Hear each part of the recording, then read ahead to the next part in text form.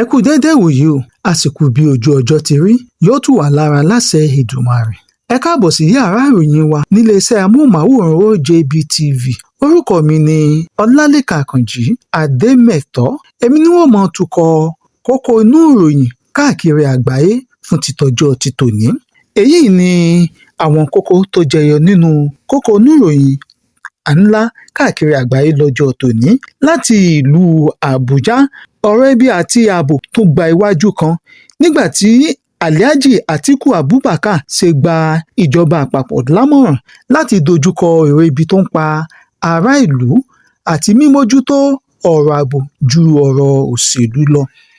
Ẹgbẹ́ tó ń rí sí ìpolongo àwọn olórin Music Advertisement Association of Nigeria ẹgbẹ́ MAN ti fún ọ̀gá àgbà nínú àjọ LASEPA Lagos State Environmental Protection Agency ní àmì ẹ̀yẹ ìmọrírì àti ìfarajìn fún iṣẹ́ ọba ní ìpínlẹ̀ Èkó ní tọdún yìí. Ó ní wọ́n gbé fún arábìnrin Ọlábísí Sóníbárẹ̀ tí ó jẹ́ ọ̀gá àgbà lẹ́ka ìbánidọ́rẹ̀ẹ́pọ̀ nígbà tí ààrẹ ẹgbẹ́ MAN Comrade Dr. Surajudeen Adéwálé Hamzat ń gbé àwọ́ọ̀dù ọ̀hún fún arábìnrin Ọlábísí Sóyọ́ǹbọ̀ ní orúkọ ẹgbẹ́ MAN. Ló ti fi kún pé ìjọ́mọnìyàn àti ìwà ọmọlúàbí láfikún ṣíṣe iṣẹ́ ọba. Bẹ́ẹ̀ ni ààrẹ ẹgbẹ́ MAN Osai gbóríyìn fún àjọ LASEPA fún bí wọ́n ṣe ń ṣe ìgbìyànjú láti jẹ́ kí ìlú Èkó kí ó dùn gbé fún tonílé àti àlejò. Níbi ayẹyẹ ọ̀hún láti rí àwọn ọ̀gá àgbà láti àjọ LASEPA bíi ọ̀gá àgbà àjọ LASEPA Babátúndé Àjàyí, arábìnrin Abọ́sọ̀dé Mọ́túfẹ́, ọ̀gá àgbà lẹ́ka ìpèsè iṣẹ́ àti alukoro àjọ ọ̀hún arákùnrin Désíè. Bẹ́ẹ̀ ni olóyè Anímọ̀ṣàun Ọláyíwọlá Azeez tó jẹ́ gómìnà ẹgbẹ́ MAN ní ìpínlẹ̀ Èkó, Comrade Fadilé Michael Mercyland, arábìnrin Oyèbánjí Balikis Ọmọ́túndé, Comrade Babalọ́lá John Délé Jobab Music àti Olúwaṣeun Olùsọjí tó jẹ́ State Commandant ló kọ̀wọ́pọ̀ pẹ̀lú ààrẹ ẹgbẹ́ MAN níbi ayẹyẹ ọ̀hún. Ní ìpínlẹ̀ Cross River, àwọn òṣìṣẹ́ ọba níbẹ̀ ti gùnlé ìyanṣẹ́lódì látàrí owó oṣù mọ́kànlá tíjọba ìpínlẹ̀ ọ̀hún tí yóò jẹ wọ́n. Iléeṣẹ́ ìfọpo Dangote ti ṣe àdínkù sí iye tí wọ́n ń ta jálá epo kan sí N1,175. Ìròyìn ilẹ̀ òkèèrè. Iná ńlá kan ti ṣẹ́yọ láwọn igbó ńlá láwọn ilẹ̀ Yúróòpù bíi France, Spain àti Greece.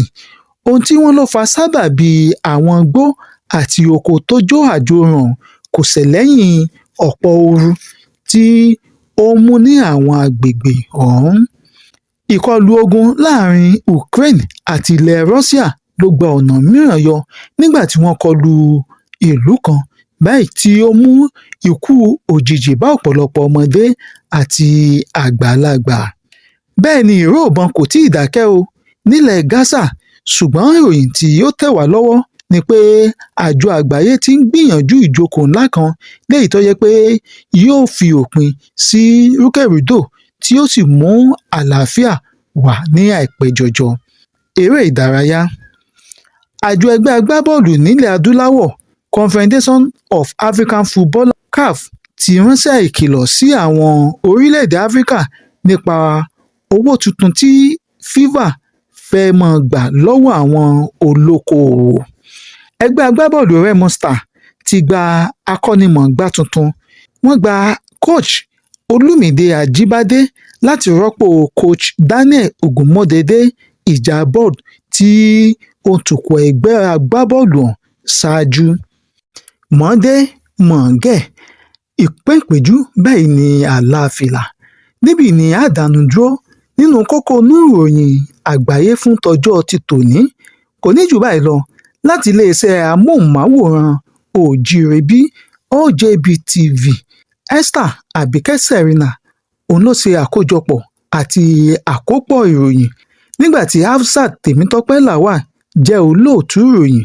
Èmi Ọlálékan Àkànjí Adémẹ́tọ̀ ló ń ka ìròyìn sí etí ìgbọ́ yín láti yàrá ìròyìn wa.